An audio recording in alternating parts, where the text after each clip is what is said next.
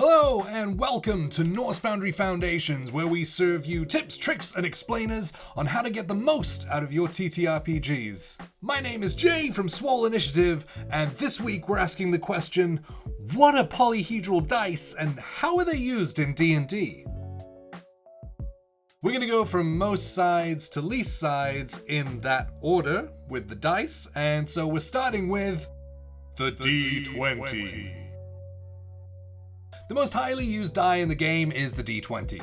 This 20-sided die is not only iconic to the game of Dungeons & Dragons, but it also basically decides whether something happens or not. Whether you're trying to talk your way out of being thrown in jail, land that huge axe blow, or fight off the effects of a magical spell, the D20 is going to be what you reach for. This die is used to determine skill checks, attack rolls, and saving throws by trying to meet or beat a predetermined number by using the number rolled on the die plus any modifiers your character may or may not have. The D12. Next is the D12, one of the least used dice in the game and scourge to those who mistake it for a D20 and then wonder why they can't roll above a 12.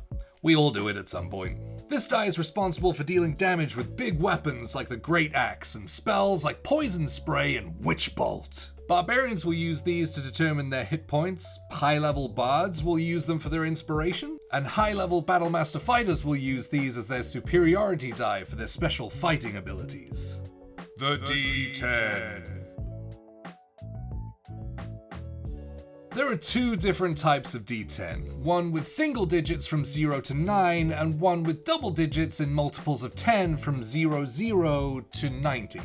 The regular single-digit D10 is primarily used for damage for weapons like the glaive and the halberd, or for spells like every warlock sugar baby's favorite, Eldritch Blast. But they're also used to determine hit points for fighters, paladins, and rangers. A regular D10 has numbers 0 to 9, where the 0 actually represents 10. The percentile D10 is the one with multiples of 10 from 00 to 90, where in this case a 00 represents 100, or 0, which I'll explain. When rolled together, these dice combined represent a percentage. You may be given a percentage of a chance of something happening, like a 24% chance of you slipping off a bridge. You'll need to roll a 24 or above in order to be okay. The 24% would be made of a 20 on the percentile D10 and a 4 on the regular D10. This results in 24. Percentage rolls always go from 1 to 100. Other results are shown by the number of 10s on the percentile D10 and the number of units on the regular D10. So what happens when you roll 3 zeros? This is sometimes a point of confusion, but you cannot roll 0%. If you're rolling for a percentage of a chance of something happening, there's always going to be more than 0% chance, else you wouldn't be rolling. As I said earlier, these rolls go from 1 to 100, so a double 0 on the percentile D10 and a 0 on the regular D10 represents 100. The D8. The D8, or double pyramid die. Absolutely nobody calls it that. Why did you even say that? I don't know, I got nervous. Anyway, D8s roll damage for weapons like longswords, rapiers, morning stars, and crossbows. Not forgetting magical damage for spells like Sacred Flame, Ray of Sickness, and Catapult. They'll also roll hit points for monks, bards, artificers, clerics, druids, rogues, and warlocks. See, I didn't forget. The D6.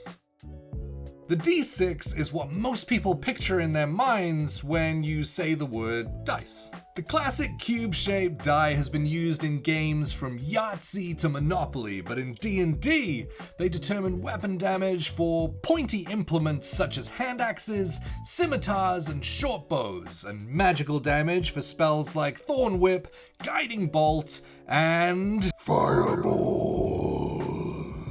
D6s will also determine hit points for our favorite squishy boys, wizards and sorcerers. The D4. The D4, otherwise known as the caltrop, or way worse thing to step on than a Lego, I don't care what anyone else says, is the final die that we're going to look at in the standard 7 set of polyhedral dice. This die will roll damage for small weapons like sickles and light hammers and daggers. They also deal magical damage for spells such as Vicious Mockery, Cloud of Daggers, and every wizard's favorite heat seeker, Magic Missile. They actually can also be used to give small buffs of ability boosts in spells like Guidance and Enhance Ability. Thankfully, they do not determine the hit points of any class in the game, mainly because you basically never make it past level 2. But they are used to apply healing points for every level of healing potion. And that wraps up our quick overview of polyhedral dice. Do you have a favorite? Let us know in the comments. Don't forget to like, subscribe, and ring that bell so you don't miss future episodes. And if you want to check out other games that use these dice in different ways other than Dungeons & Dragons, you should check this video out right here.